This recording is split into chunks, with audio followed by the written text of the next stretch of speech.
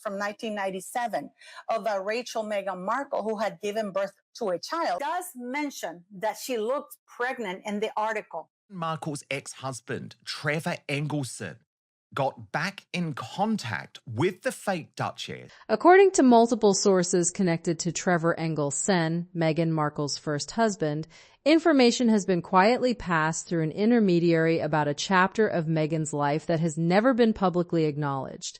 A chapter involving a rumored teen pregnancy, a secret relationship with a man named Joe Giuliano, and a daughter who, if she exists, would now be a full-grown adult, possibly with children of her own. This is, without exaggeration, one of the most explosive claims that has ever circulated about Meghan Markle. Not a fashion controversy, not a royal protocol dispute, not another Netflix deal falling apart. This is something that, if even partially substantiated, would fundamentally reshape the entire narrative she has spent over a decade carefully constructing. It didn't come from tabloid speculation. It didn't come from anonymous internet trolls. It reportedly traces back to someone who was actually there, someone who shared a life with her, and who has stayed devastatingly silent for years. Stay with me, because by the end of this, you're going to understand exactly why that silence might be the most important part of the entire story. Let's lay the foundation. Following her time at Northwestern University, Meghan reportedly began dating Joe Giuliano. According to ongoing claims that have circulated for years, the relationship may have gone much further than anyone realized. Some versions of the story suggest that a very young Meghan, barely 20, may have made a quick, impulsive decision in Las Vegas. A short-lived marriage that was quietly undone almost as fast as it happened and never became part of her public narrative. Now, her first widely acknowledged husband was Trevor Engelson, a successful television producer she married in 2011. That marriage ended in 2013, and according to multiple accounts, Meghan didn't even end things with a conversation. She reportedly sent her wedding ring back in the mail, not a phone call, not a sit-down discussion, a delivery like a package that didn't fit.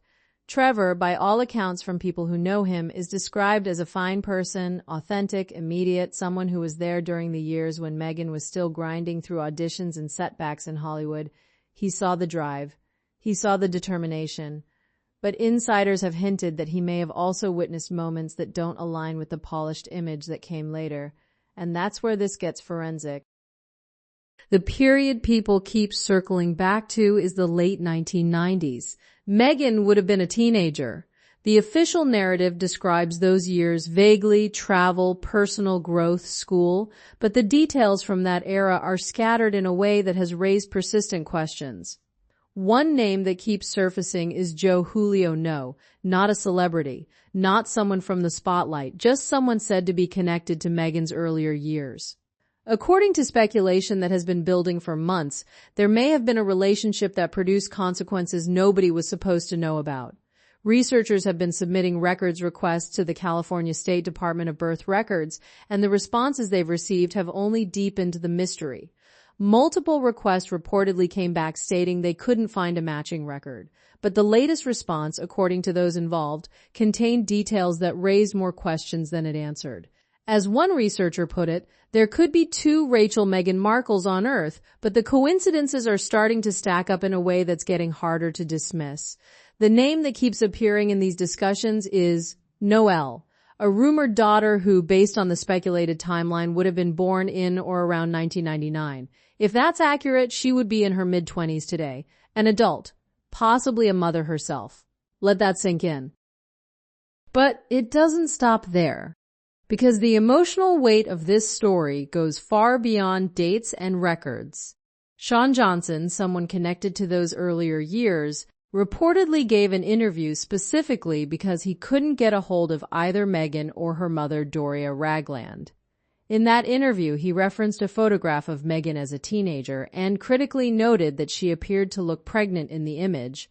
He identified himself standing with her, but here's the part that people cannot stop talking about. He never denied it. Not a correction, not a clarification, just silence on the most important detail.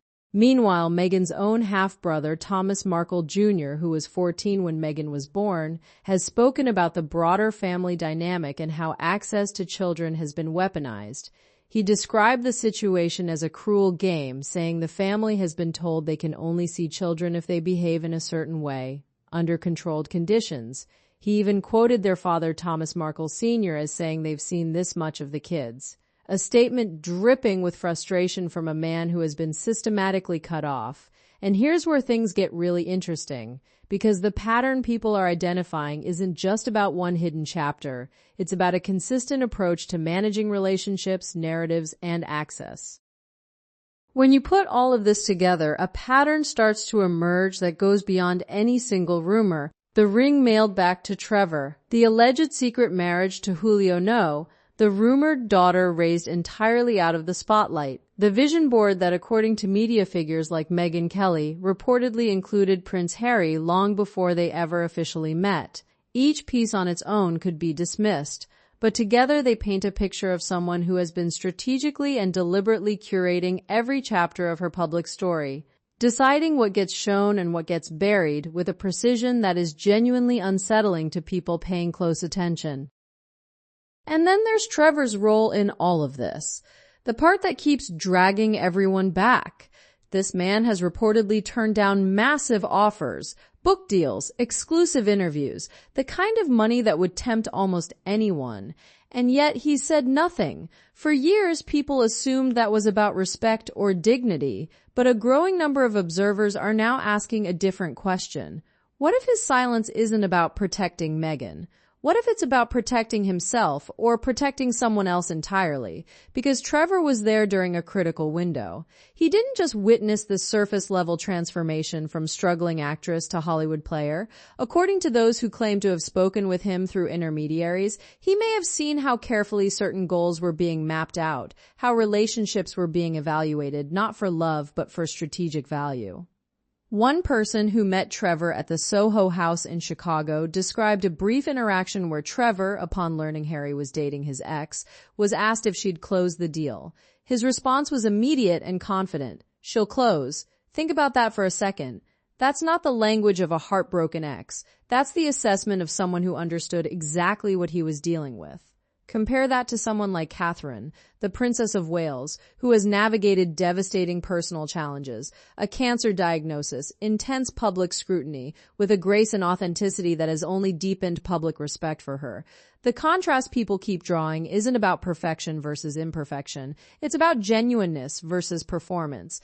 And that contrast is becoming harder to ignore with every passing month. The prediction from nearly every serious commentator following this story is the same. Silence doesn't hold forever, whether it's Trevor Engelson finally choosing to speak, whether it's records that surface through public requests, whether it's someone connected to those earlier years deciding they've stayed quiet long enough, the pressure is building in a way that feels irreversible. And if a daughter named Noelle truly exists, if she now has a family of her own, the questions don't just stay in the past. They become about the future, about identity, about what gets inherited, not just genetically, but emotionally. When entire chapters of a family story are erased, we are watching that happen in real time, and the volume of those questions is only getting louder. The biggest irony in all of this might be the simplest one. Meghan Markle built her entire post-royal identity on the idea of speaking her truth. But the people who were actually there for the chapters she doesn't mention, they're still out there, still carrying their own version of that truth. And the world is starting to listen.